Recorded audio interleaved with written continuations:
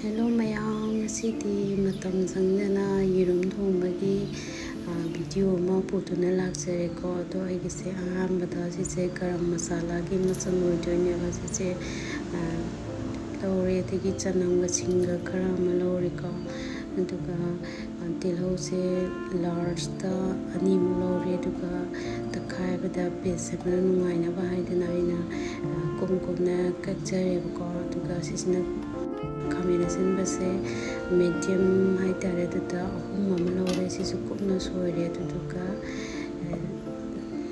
le ka che do je ko si se kana to de paste sem do ne ba grinder sita tang grind to ra ye na se to si paste to se le je ko paste sem me ji thum na ba sem sa bo ra se han ba tha o sa re ko to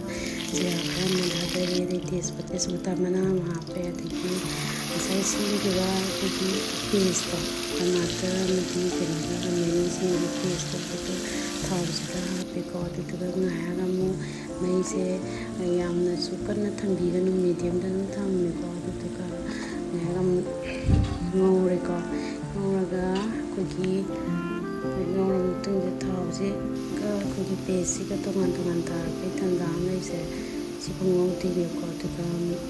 machu hape ti thum ma pe ko ti mo ka ma pe daga singi macham do ma hape sina fati kom gi koi maru ki powder oi ti ne ba to to ma hape ko ko ki cha kai no hape ki ma ki machu kai ka pa ki se ti sa na se ni ba thum ri tu ki matum na do hape ai ka mo ki ha ga so isa na yam sa ba pa ma ki kara do ma pi ro daga ngai ngoraga mu ising ga mu hai jen je ko daga mu ngai okhara ga mu si je mu nya mu mina amma ki sang da mu ngau ti ni ko ngore ko daga ku gi sing sai gi sing ha ku to ka kan lak pe tan za da yerum se ko gi tu kai da bi sumai na pom mu nai jen doi ne ko jala matum sita morok se na tangkai taraga ahum ki sang da ma ha pe ko to ka padigom se padigom so bisi khara ma sai sinjare to ka cover toraga 2 minutes ki chang da low medium da thamme ko flame se to le si le re ko yam phajare sakse sa am da so how do male ko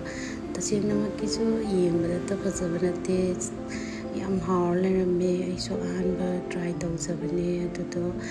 mayam so amtang yum da thonga mahau chipta taste to bi yam hau bune ko matam chu sang da ba tiga yerum ko ki food laga thong ba do badi sumai thong bi yam hau le me ko mayam so amtang yum bi yo